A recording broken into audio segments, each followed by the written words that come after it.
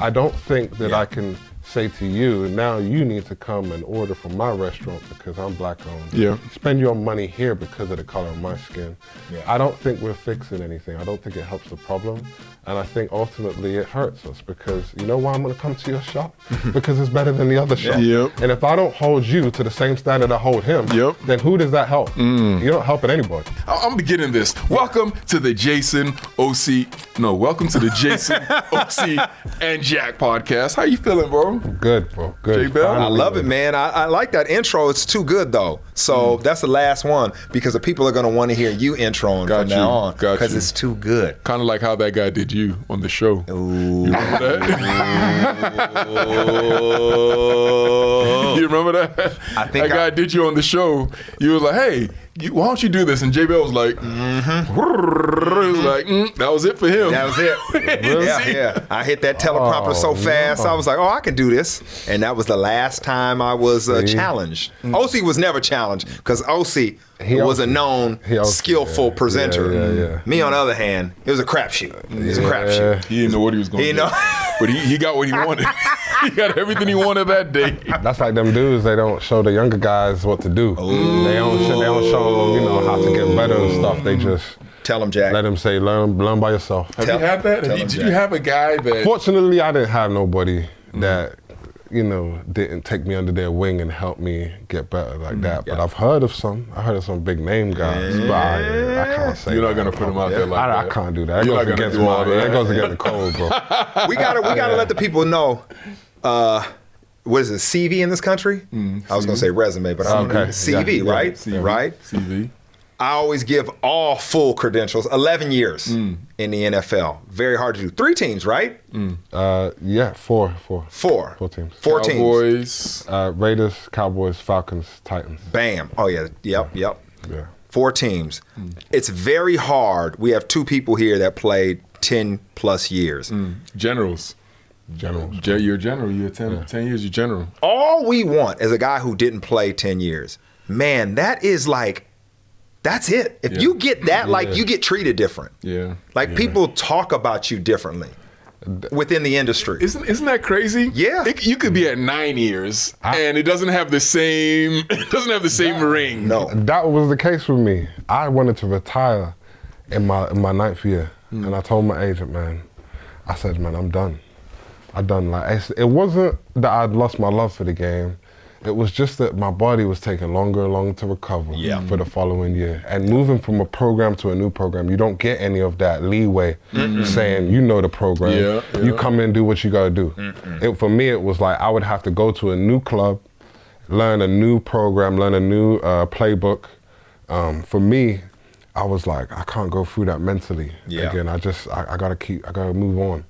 And then my agent was like, well, you got calls on the table, people who want you to come in. He goes, just add it. He goes, just take the money and this will be closure. And he goes, 10 sounds better than 9. Everybody want to say 10. And I was like, you know what? I have to go. Because 10, to say 9, it's like, oh, bro, that's a hell of a career. When you say 10, people are like, oh, okay. Welcome to the club. Decade, really? Decade. Which is difficult. Yeah. Doing a live broadcast with us, OC. Yeah, he is. He is. With Darren Fletcher, up in the Jason, booth. myself, Laura. Yeah.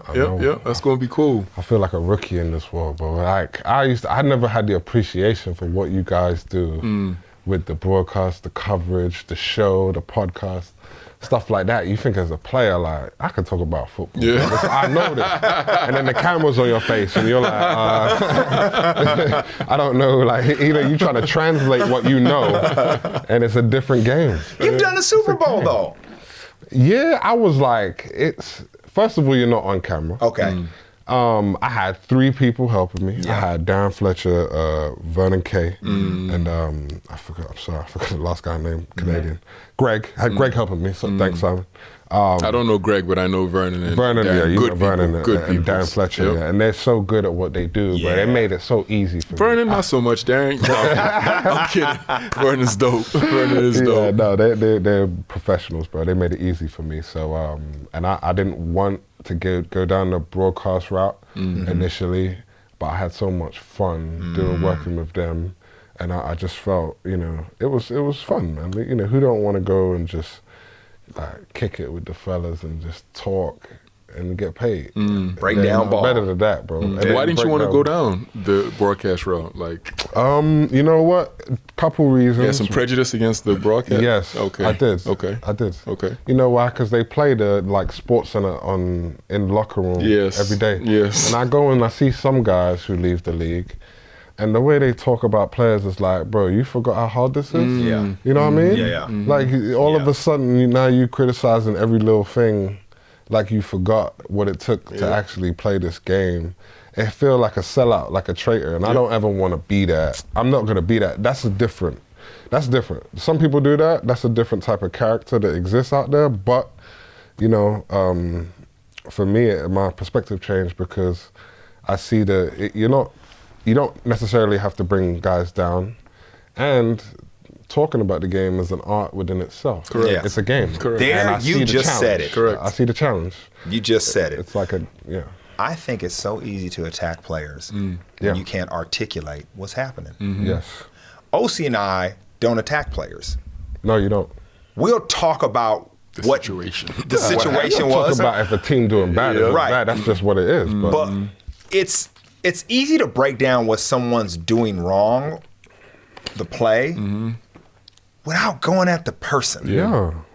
It's just the easy route. And do you think people do that because they think that's what the viewer wants? It's not that they do that because they think that's what the viewer wants. They do that because they know that's what the viewer wants. They know that's what the viewer wants. This is the world we're living in now.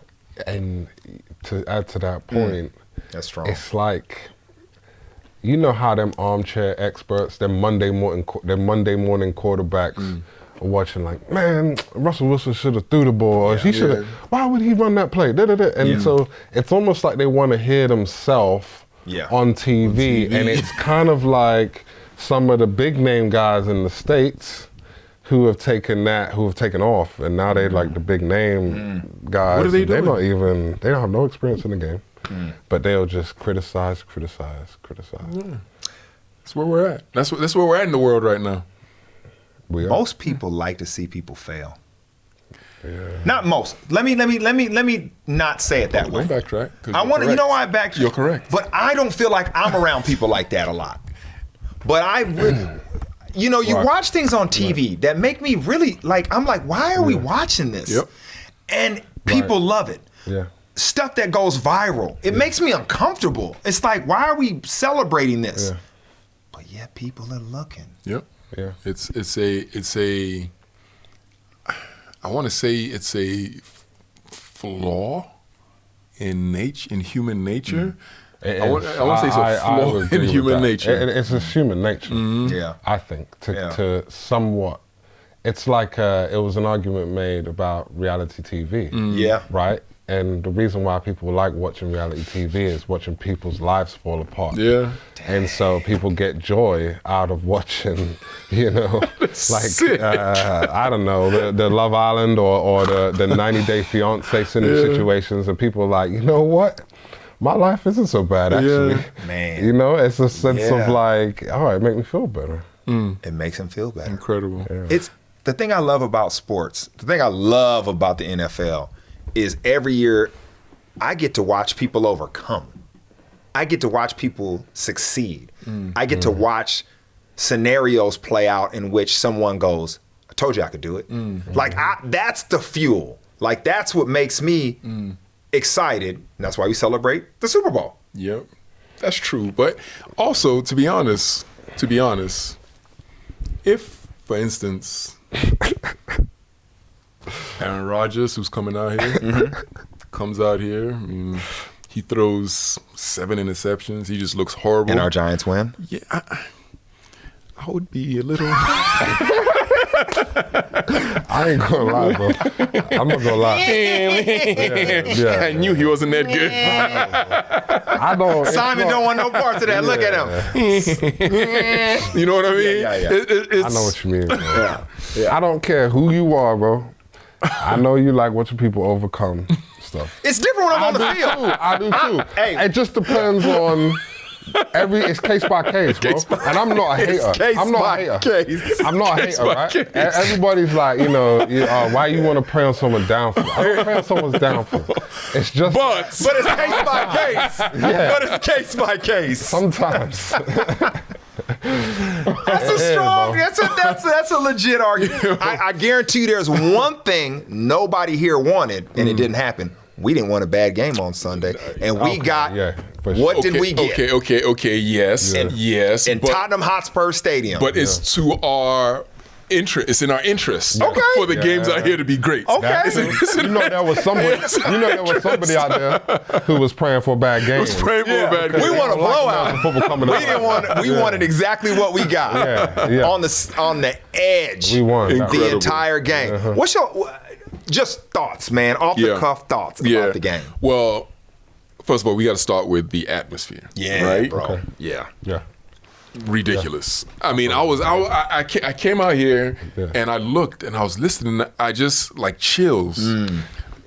Chills, because I was saying to myself, I was like, we have taken a game outside of the United States of America. We brought it to the United Kingdom, and it felt outstanding. Yes. Just the atmosphere, you know what I mean? Yes. It's so unique. Yeah.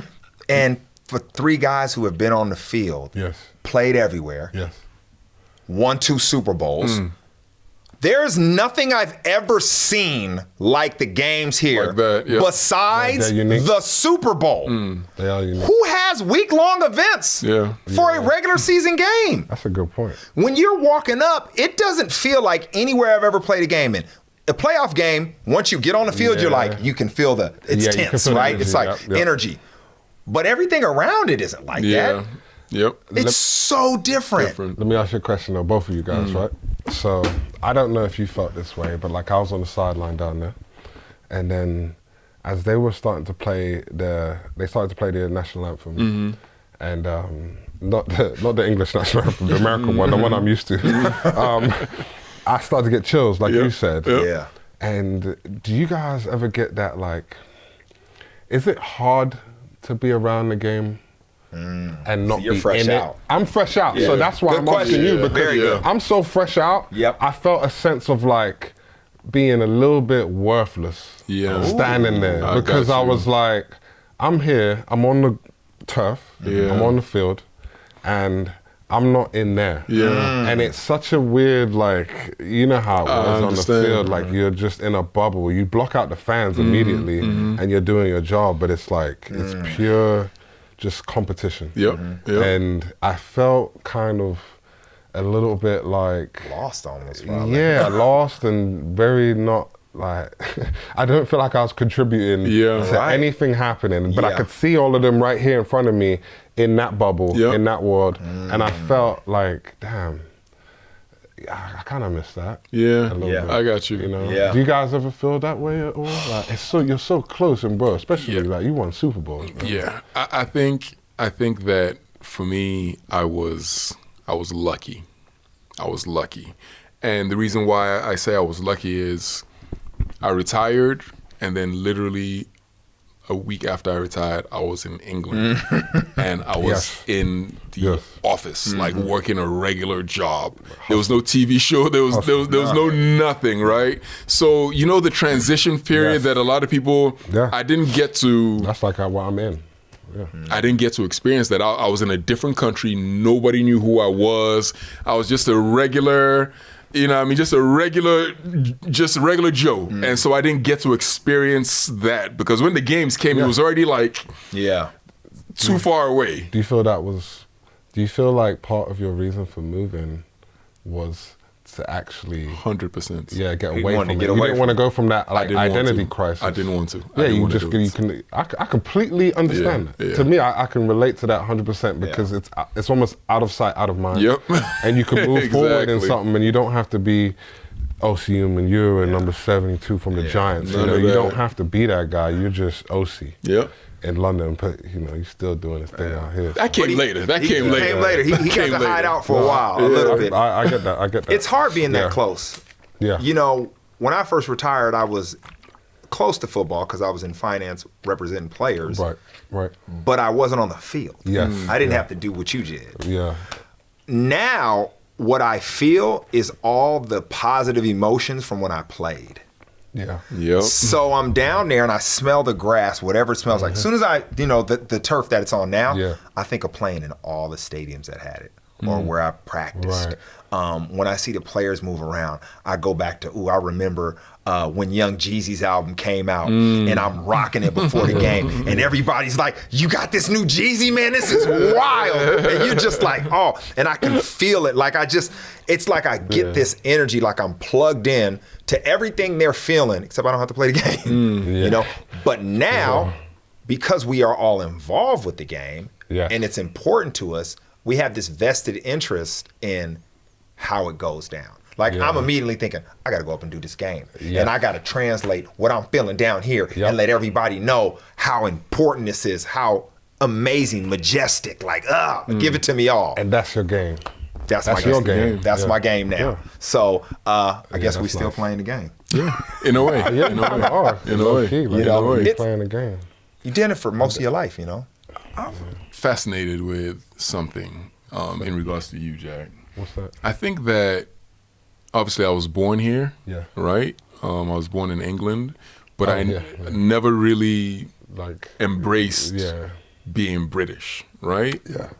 And there are a lot of other players who, you know, maybe a FA or a JHIE, you know what I mean? But they're British, but they're really Nigerian, right? True, man. Right? Yeah. But you're like properly English. Yes. See, first of all, properly English.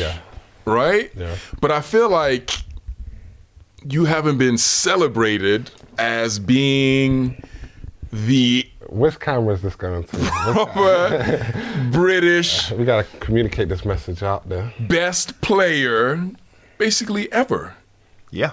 Ever, like proper Brit. This is being recorded. It's but it's the truth. This is the podcast. We tell the truth. We speak truth. Who else? Who else? You don't say me. I'm Nigerian. I was born here, but I'm Nigerian. Where's your mom But I'm from? Nigerian. Andrew Luck was born here too. Yeah. Nah, he's American. He went to American school. Correct. Yeah. You're like the best British player to ever play, but nobody really talks about that. How does that? Yeah.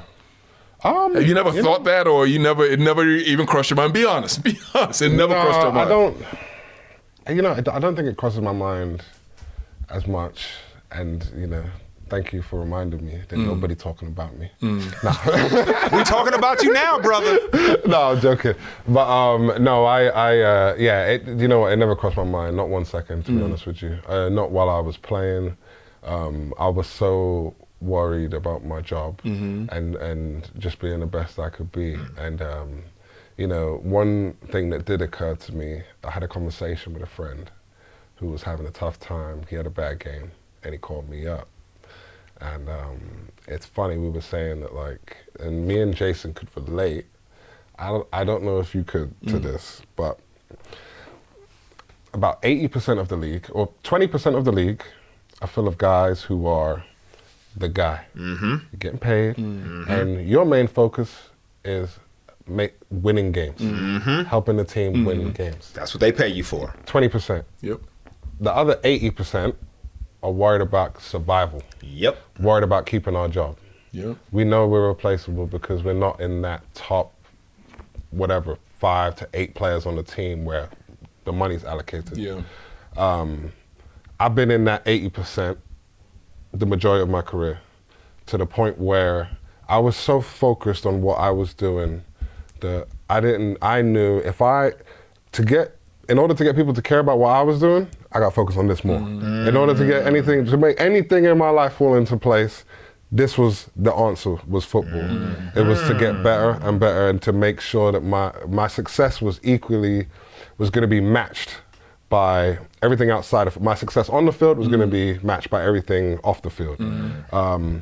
And it just goes to show how hard this game is, because I'm an athlete. I overcame a lot of different obstacles just as far as competition, people I had to beat out to get my opportunities. And you know, I was still surviving. I was still fighting for my life. Mode. And then you got a guy who I didn't grow up watching, but I learned the game from watching you when I moved to the States and started to understand how the game was played and what position I would be playing. I would look at Umenyiora, who's notorious in the league for his handwork, how he uses his hand off the edge. I used to watch him in the Super Bowl. And I think that, like, just as you said, people don't recognize what I've maybe, you know, accomplished as an Englishman to play the game.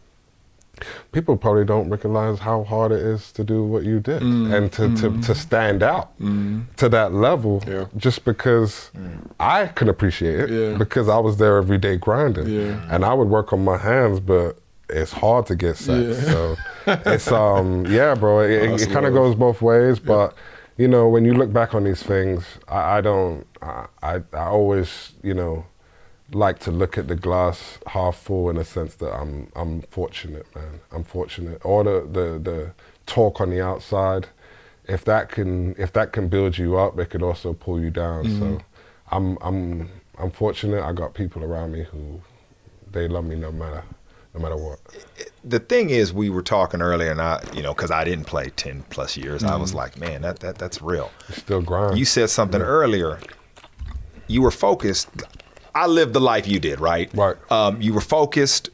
You made it, and now we do celebrate those things. We're gonna celebrate that. You know what I'm saying? No, we're gonna celebrate you, Jack. Yeah, we're gonna do that. If you don't focus on that, and you did focus on other things and worried about that, you're not where you are, and you wouldn't have accomplished what you did. So it's just like, hey man, as much as OC, people talk about him, I make jokes like he balled and he did what he did. He outworked everybody. Yes, he did.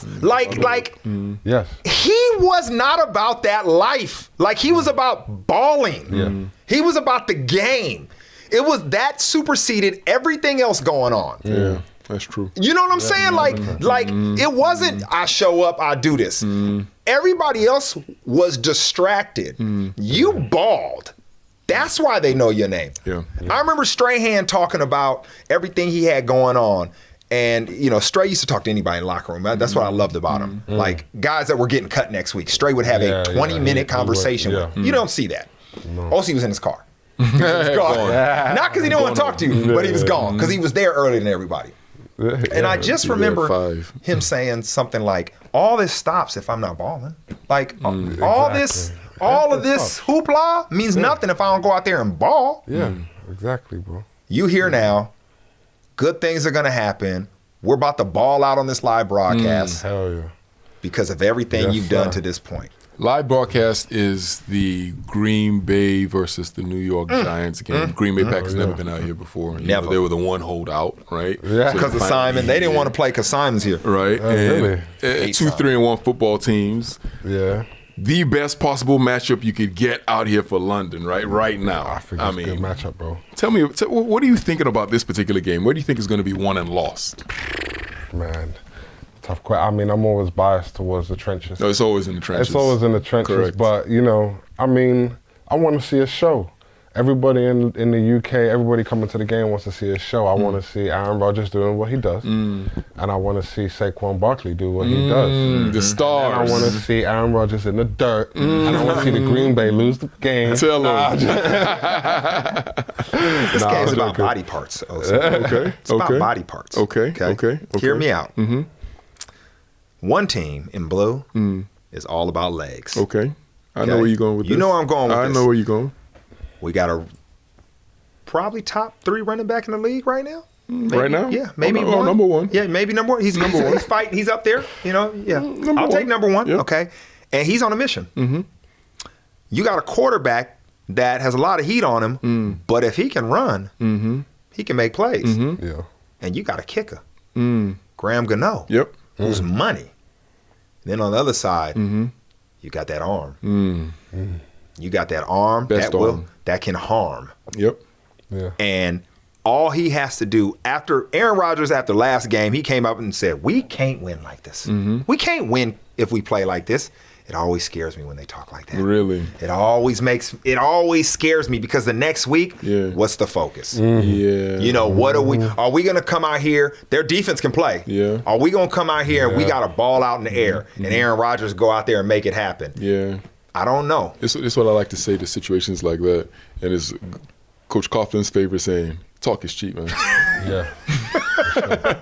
Aaron Rodgers, you can say all that stuff that you want to say.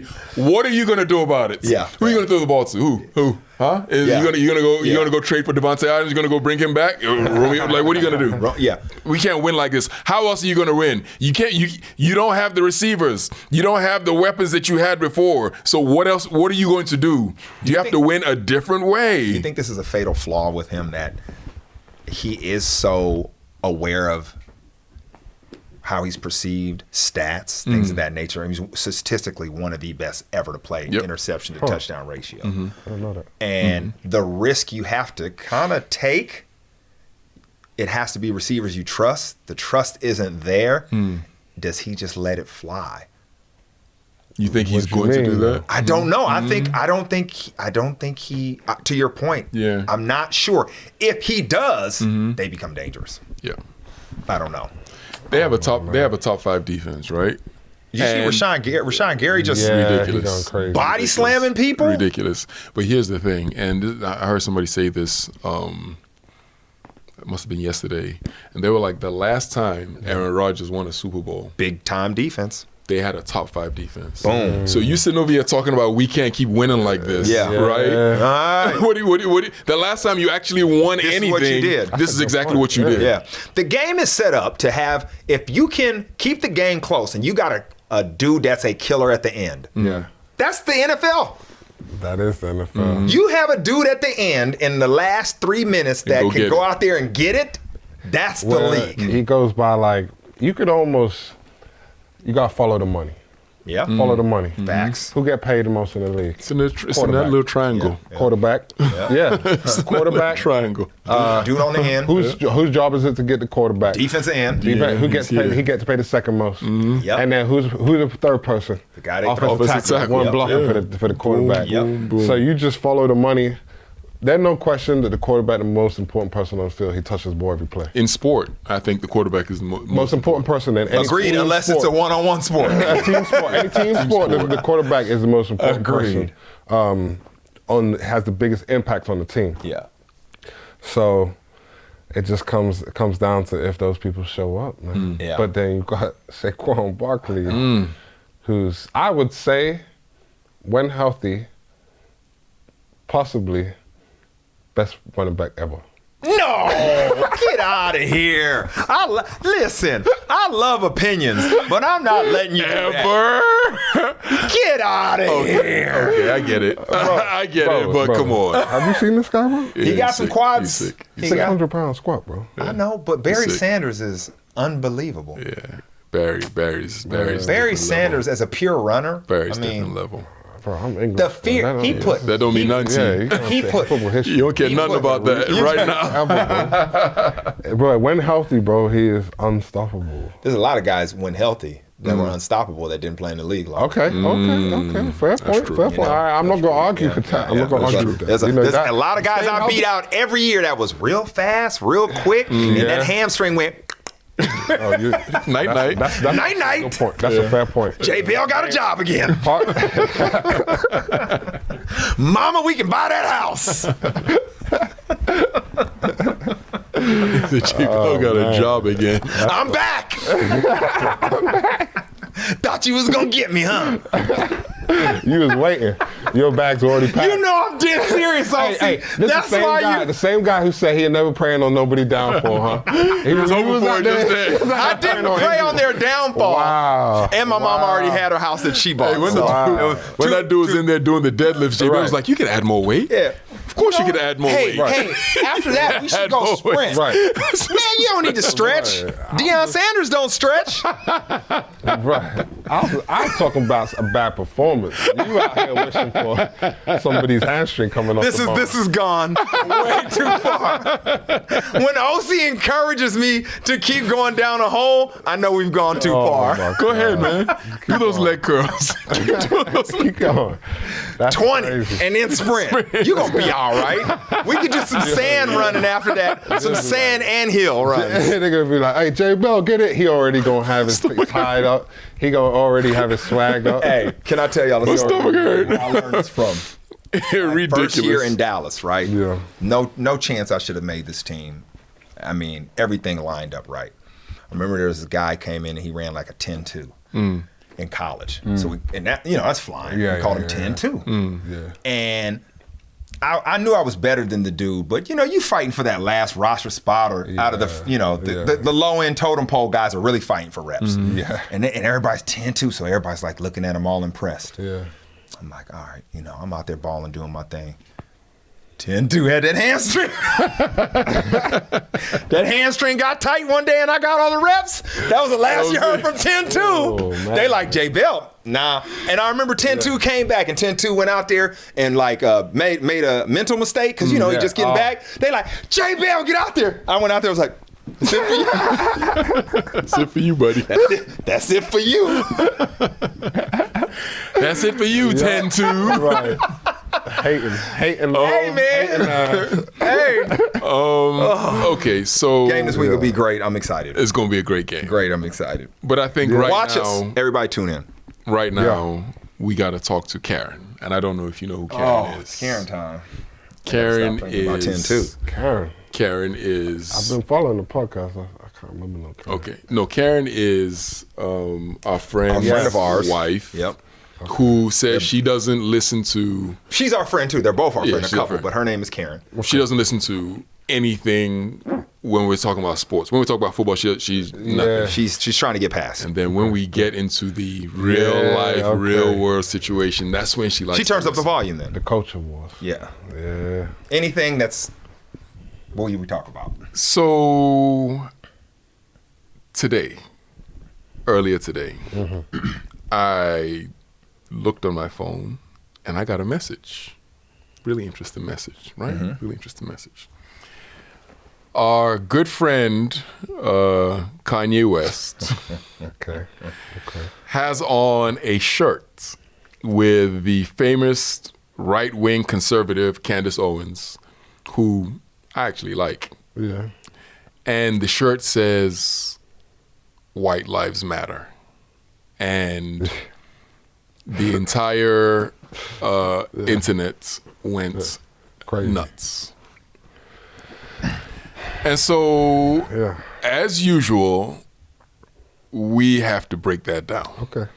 We got to break that down. We got to break down it. We got to break it down in all facets. Now, it's important to realize that none of us has the answer. Yes.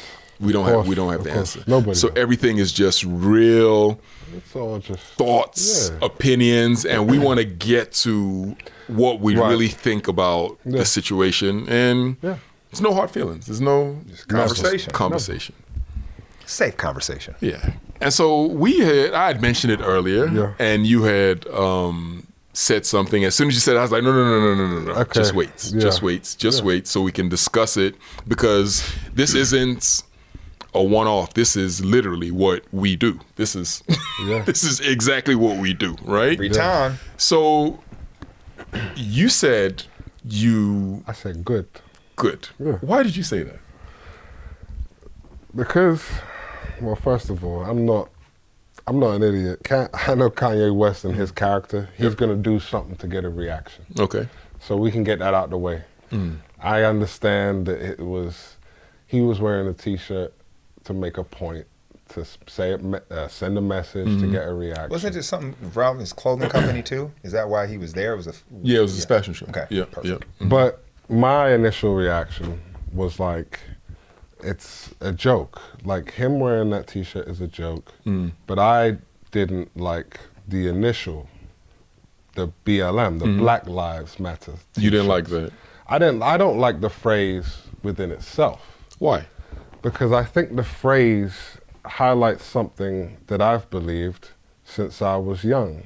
I think if you go and look back through history, of course Black lives matter. They've mattered since slavery. Black lives have always mattered, and it doesn't need to be something that's reiterated if you truly believe it. It doesn't. You don't have to go off and keep saying it to everyone. I understand the climate, but I almost felt like it was a little bit, I felt like it was demeaning and a little bit belittling because, and I hope you don't mind me talking about Please this. do, please. I felt that the initial movement came from 2020, George Floyd, the protest. I saw it happen, I saw the video, and then I saw protests on the street. And I saw in that protest, black faces, brown faces, white faces, every kind of face in America. And it brought me an overwhelming sense of joy to see all different people standing up for what I believe was a clear,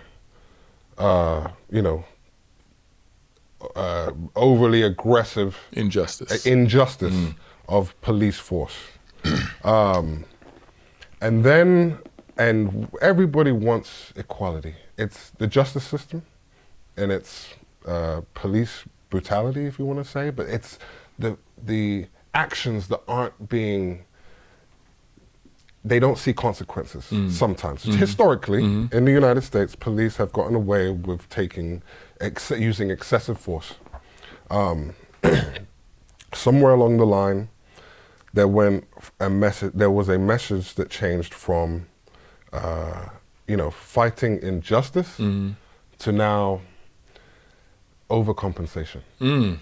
And the overcompensation I felt was, I saw it on social media and across, all different platforms of 10 things you can do to help your friends of color and shop at this black-owned store, black-owned restaurant, shop here because we're black-owned. It felt like a charity case, a case of charity. And to me, that was more offensive. And don't get me wrong, I'm not mad at anybody because it came from a place of love. It all came from a place of love. But I think everybody just wants equality in how they're treated and the results of those who do anything against them. I think when we start getting into when I see politicians kneeling in a dashiki, that's a little bit, I mean, come on. That's a little bit offensive. Again, these things come from a place of love. You find that offensive? I find it belittling. I find it a disingenuous. Little bit like, it's not even, I think it's genuine. I just think it's meaningless. I think it's like, I don't think anybody wants to be compensated. Nobody wants charity. Nobody wants to be compensated. People do want charity. I think people do want charity. And people do want compensation. But people, I think overall, just want equality and equal shot at something or an equal outcome. I don't think that I can say to you, now you need to come and order from my restaurant because I'm black owned. Spend your money here because of the color of my skin. I don't think we're fixing anything. I don't think it helps the problem. And I think ultimately it hurts us because you know why I'm going to come to your shop? Because it's better than the other shop. And if I don't hold you to the same standard I hold him, then who does that help? You don't help anybody. If the world worked like that, it would be a beautiful place. That's why football's a beautiful sport. Yeah, it is. Because we hold each other to the same standards. The first part of your question, I'm in the same mind as Jack. Like, nothing surprises me that when people take advantage of a situation to bring notoriety, to bring attention. People do crazy stuff to get attention. Crazy stuff. So I expect certain people to do that. Doesn't even surprise me. Like, it doesn't even move me, OC, because I get the game. I understand. You understand the genesis of advertisement and how it started. Go back and look for yourself. You'll find a very interesting story in that if you dig back far enough where that came from. I'm not getting into that. You do that, you understand why people do certain things. It works. Yeah. Okay. But when you think about any kind of activism, whatever it is, whatever it's about, the one thing activists need to do and activism needs to do is it needs to make something or somebody uncomfortable to force change. So whenever I see something, regardless of regardless of what I believe in, and I can respond to how it makes me feel, I'm like, oh, that's interesting. Yeah.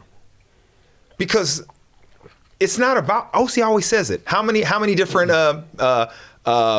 worlds are there on this planet? 7 billion. Right. You always say that. Yeah. That's good. I want to be comfortable in my world.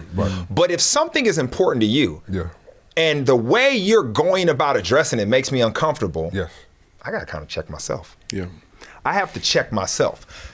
When I look at any movement, and I look at, when you study this, I have to study the civil rights movements in the States because that's where my history is. Yeah. My mom always reminds me of things growing up in school that now I have. And she's like, we fought for that. Right. Right. We fought for this. Right. And I'm like, wow. Yeah. Right. Whatever people do and however they fight, remember, it might make us uncomfortable. We might not like it, but it's grabbed attention, which could and should lead to some kind of change. Okay. So, you have anything? Because I'm going to take like 5 minutes, so please go ahead. Say what you so say. the What you change is the important part of what you were saying. And I felt what you initially said of the protests got the attention of the world. In fact, everyone in the world. But the change I felt was, I don't want to say hijacked, but it was somewhat misdirected by, instead of just fully looking at the justice system and the police force and how we can fix the problem there and them actually facing consequences for their actions, it was like somewhat curtailed to, let's help the black people. Let's help them. They can't do it by themselves. Let's help them out of this situation there. And that's just how it felt to me slightly and guess what? After that movement. And I just felt that the phrase itself, you have the right to feel like that. I know, and everybody's you have different. the right, and that's the beauty of it, to feel like that. I don't hold people but accountable. Not a lot. There was plenty of people that felt different, and all movements have a way of becoming and going in directions that aren't necessarily how it started. Right. But if we are scared, or we are intimidated, or we are worried about that, nobody takes the first step. Right, but whatever that is. If you don't believe that the movement's going in the right direction, then, I'm not saying it's your responsibility, but I'm not going to join that movement anymore if it's not going in the direction I want it to go in. So I'm not going to be on that train. And that's the only reason why I share it with you and you to say that it makes sense. I grew up in London. I like your London's perspective. diverse. Yeah. You know like what I that mean? And I think a lot of people have opportunities now. Inequality is still in London. It still exists. Inequalities all over the world. But people like myself have come up and taken advantage of every opportunity we've had, and I've been helped by all different types of people, and I have friends from all different backgrounds. I am and 1000% with you on that. Yeah, it's more of just a reflection on my own experience, and I felt that it was kind of like, it felt like almost like there was more of this like affirmative action taking place, and I think affirmative action played a certain role after desegregation, so you start bringing people together. It's a very, I don't want to go down too well, affirmative act. Yeah. And I know OC got a lot to say, yeah, but I just felt the sense you see the negative impacts of affirmative action being taken away in a state like California. You see colleges now that have an issue right now where they're trying to bring back diversity in the campus, and they are they want the politicians to put affirmative action back on the books because they're saying we are struggling trying to do it without it. There are top universities that are, this is what they are saying to their politicians now. So, but you're taking away from the people who are, you say black people who have reached a position on their own merit when you give somebody else the same position as them because they're black. What if you got the position because you're something else? No, I'm just saying, and just for an example, right? Like, so it doesn't matter what you are, but if you are, and let's just say a coach or something, right? Or let's just say any job, it doesn't matter. Let's just say a presenter. Let's just say Jason. And we said, oh, you know what? We really want to have a black guy in here. And then you come to find out you've been, this whole time you got the job only because you were black or because you were black, but they could have found somebody just as good as you. Ask me if I have a problem with that. Huh? Ask me if I have a problem with that. Do you have a problem with that? Nope. Because I'm going to get in there and ball out. Okay, but then the next guy gets the same position that you worked hard to get because he's black. Or because, is he better than me? Because when he gets there? No. Got to deal with it. Got to see how I feel. You got to deal with it, but I don't think that helps the collective. And if we want to talk about race, you have to talk collectively, which is unfortunate because everybody's different. This would all work if it was really a fair system. I mean, you know, that's the problem. If there's 7 billion worlds, then there's 7 billion. I don't know what fair means. You know what I mean? That's a lie. That is true. You just do what you just. That is true. You play the hand you're dealt. That is true. That is. I agree with that. You know, and that's just how my world. I see. But do you agree with the shirt? You know what I find. Give me one of them shirts. what I find really, really interesting when thinking about or when talking about that whole situation was a conversation that we had maybe right after the George Floyd situation happened. Right? This is me and Jason on our podcast, and you go back and look at this. The things that are happening now. I by no stretch of the imagination am a genius, right? But it was common sense. It was common sense. Yeah. They say right now crime in America is exploding, right? In all these different communities, crime is exploding, right? Yeah. But when it happened, I said to myself, after thinking for literally 30 minutes, I said, oh, this is really an economic problem, right? And so what's going to happen is because nobody has addressed the economics of the situation, right? They're going to pull back. The police are going to pull back, right? And because nobody's addressed what caused all these things to happen in the first place, crime is going to explode. Yes. I said this 2 years ago, right? And so now you see what's going on in terms of like the protest, because it's a cycle, it's repetitive. It happens over and over and over again. This isn't the first time we've seen this. And the reason why it keeps happening is because the poverty that's causing crimes, right? Yeah.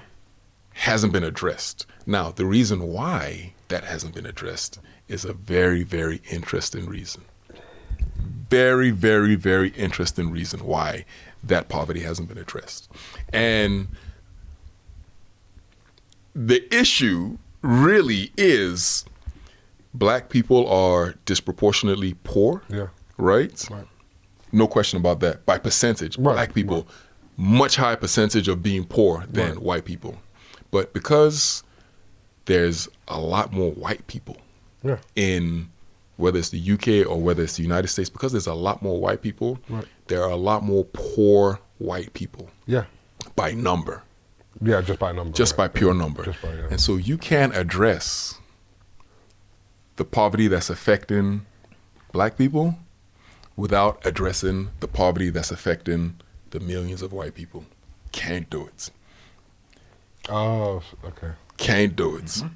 And they really don't want to address that. They really don't want to address that. But why? And ask yourself why. Good. And capitalism. Boom. Think about public policy, right? And then you finish. You're right. You are right. Think about public. But it's big. It's a big think about public policy. All right? Yeah. We are all three at one point the highest tax bracket. Yeah. When change has to happen, and people say, we need to do this, does it cost money? Right? It does. Yes. And where are you going to get it? Yep. You're going to tax. Yep. There's a lot of people that care about these issues. They really do. Yep. They really think this needs to happen. Right. They don't want to pay any more in taxes. That's an American thing. Well, What do you mean it's enough? That's everywhere. Nope. It's everywhere. They don't. I've only worked in America. They so I don't. associate So that they with, go, like, I hear that care argument. about this. I Yeah, don't want you to. I take that back. I don't want you to charge me more in taxes. Yeah. And to fix this problem, Yeah. I want to donate. Yep. I want to be charitable.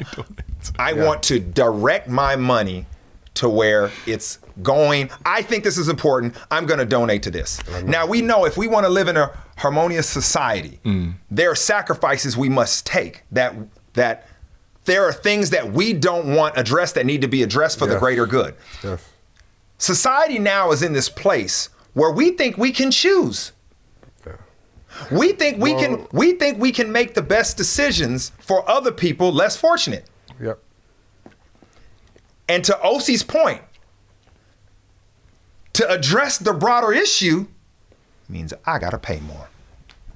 They won't do it. Well, it's Look at policy. This is not an opinion. well. That's what I'm about to get to, though. So we're talking about Politics. a lot, bro. So now, We're talking about politics. We're talking about government. We're talking about how it depends on who we're talking about. If we're talking about England or we're talking about America, because they are different. they're different. America was founded on We're talking theoretically. Okay, well. So now let me get to the shirts. Let me get to the shirts. Let me get to the shirts. What kind of? You can't keep up, can you? This is daily. I didn't know what was going on. Right. I thought. Okay, go ahead. Let me get to the shirts. Yeah. You'll never come back on the podcast, are you? Of course he is. I don't even. Am I on it? What's going on? Are we just talking? I'm gonna wake Am I in the up, metaverse? That's crazy. So let me get back to the shirts. Okay. It all started with the shirts. When I see He. that shirt, Yeah. White Lives Matter, right? Yeah. The reason why I look at it different, I don't think Kanye or even Candace, Do you think capitalism? I don't think they're seeing it when I see it. Okay. I don't think, because where I'm going to go with this, Okay. I don't think that their minds have went like that. Tell me. Okay. I don't think their minds have went like that. You see, when they say white lives matter, right? There's some people, oddly enough, Yeah. that don't believe that black people can be in a higher class than white people. They don't think it's Right. it can't happen, right? And for me, I see that as white supremacy. Okay. The feeling of feeling sorry for Yes. all black people. Yes. Yeah. Right? Yeah. Even though there's some black people who are actually Yeah. Of course. And high up here, if right? they feel sorry, that's what I'm getting at. If you That's why I feel heard you. sorry for me, Yes, that is worse. exactly. It's worse than you saying you don't like me. If you feel sorry for me. 100%. Because at least if you don't like me, you see me as a challenge. If you feel sorry for me, that's like you see me as A child, you're less than- supreme. Yeah, a child. Correct. Just like Are there people you respect, though, you feel sorry for? Yeah. Not. I mean, people you respect that you feel sorry for. Yeah. I don't know, but go back to your point. So when Not based I off see, skin. So when I see that white lives matter, right? Right. I see it almost as a equalizer. That's why I said good. I knew you were going there. That's why I said good, because I don't take it serious. I think knew it's you a were joke. going there. Yeah, of course you did. That's why I didn't even. Right. I didn't steal. You know how people they be stealing people's takes. And now, they be like, you stole my tape. I saw that on the show the other day. These people were arguing, going at it. I swear to you, the whole time, I was like, you knew it, because you know how I think. But I couldn't even steer my conversation there, because I was like, I'm gonna steal his tape, because I know. Yeah, that's what I see. Now I think, and this is so interesting, bro. You got, man, you're a trailblazer. Mm-hmm. You worked for what you have now, and you're still working. You don't even have to work, and you're still working because you're a trailblazer, and you earned it. Yep. Right? If some people, and I'm just sticking within the black community, they don't mind saying, I haven't been given every opportunity. Yep. And I'm going to join this movement because I am owed, because I have less chance of, succeeding than a white person. The most people in the Black Lives Matter. What color? If you want to go to a Black American, well, let's go to an African American. When you look at the movement, who are the most people in the Black Lives Matter movement? You answer that. White people. Which was part of why it felt somewhat belittling. But I think it came from a place of love. But it was just the message the way in which it transformed. It made you uncomfortable. It did. It made me uncomfortable. It made me uncomfortable because I only started to see that sentiment of someone who felt sorry for me. And you know what? My closest white friends who grew up with black people, they said, they talked to me, they were like, bro, what the hell is this? Yeah. They were like, I don't like this at all. Yeah. My closest friends posting a black square is gonna change stuff? And the opposite, my closest friends were like, I need to do more. Yeah. And also see the difference? But here's the thing. Here's another thing, Jason. It's interesting. Here's something that happened to me. This is something that happened to me. Everybody, This is something that happened to me. This is something that happened to me. One of my closest friends is a white guy. Yeah. Right? Love him to death, right? And I grew up in Nigeria, right? But my father was well off, right? So I went to like the best schools, 2-parent household. I was raised properly, right? And I came to America. Things weren't so good in America, but because of the mentality that I had, right, it transfers because, you have a certain, when you're raised a certain way, it's already instilled. Now this guy, he won't mind me saying this, he grew up dirt poor, right? No father in the house, doesn't even know his father. His mother, it was like struggle for him the whole time, right? We make it to the league. I was a high pick, he was a low pick, right? I made real bread. Every year he was a struggle for him, right? Yeah. So when the whole thing happened with the George Floyd, he calls me. Yeah. And he's like, I just wanted to apologize. I was like, hey. No. Come on. No. Please. I know you. Yeah. Right? Come on, man. Don't know. And you know me. This isn't happening, right? Yeah. This isn't happening, right? And so what I started to realize was there was a sense of supremacy in that. It's almost worse, bro. There was, and I was like, yo, But it comes from a place of love. It's straight up. You can never expect somebody who's not in your shoes. You just made the best statement. You can never expect somebody who's not in your shoes to understand what you've been through or what you're going through, and they're there for you as a friend. And I appreciate that. 100%. And I never lost sight of that. I'll never hold anybody telling me that they care about me and that they want to do what they can as a negative thing. I will never get offended. It was just the way in which, there's nobody to blame for this. Nobody is to blame for this. It's just what happened, because a white person cannot imagine what it's like to be black and vice versa. And that's where we're hitting a clash of, well, what do we do? What do we do? Where should we put our money? Where should we put our resources? How do we change things? Something's gonna change from the inside. Yeah. And police and the justice system We can all work together to change that. But if we're gonna look at the metrics and start generalizing people and look at look at how the different races perform across the board, whatever, it's a black problem. It's gonna be fixed from the inside out. It ain't gonna be fixed from the outside. We can't rely on anybody else to fix the issues. Yeah, but you can try to fix it. You can try to fix it from the inside, which they have. Right. But when you look at historically, when they have tried to fix it from the inside, what has happened to the leaders that try to fix it from the inside in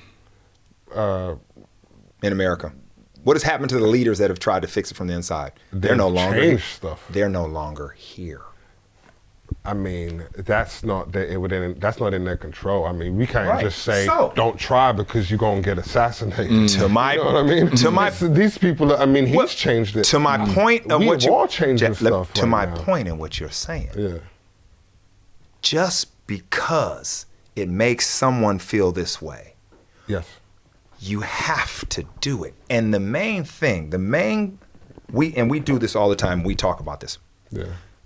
The thing about us all is we're so much alike. Yeah. We all really care about the same things. Exactly. Understanding we see it differently is the key, because now we can get on the same page. Agreed. And that's why I don't understand what it's like not to be athletic. Yeah. Yeah. Well, ladies and gentlemen, that is the maybe I do understand what Jason, OC, and Jack podcast. Man, we could have gone for another hour. I know, but I see Simon over there. Simon's like, hey. Simon's saying I'm done getting paid. That's enough. Simon just cares about himself. That was a long podcast. How long was that? Like an hour? Had to have been over an hour. We got to do a part 2. Cut it in half. Of course. We'll do it next week.